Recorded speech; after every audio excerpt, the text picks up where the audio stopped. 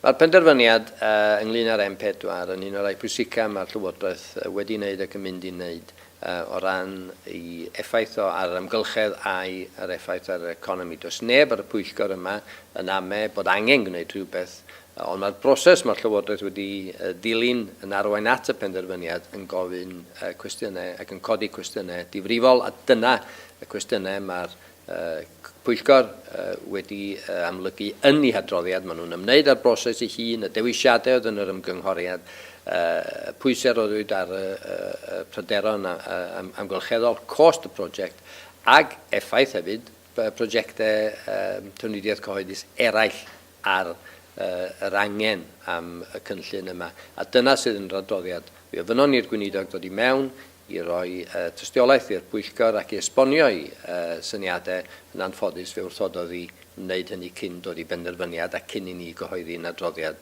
Ac mae'r pryderon hynny cael ei ymlygu yn yr adroddiad ni wedi gynhyrchu.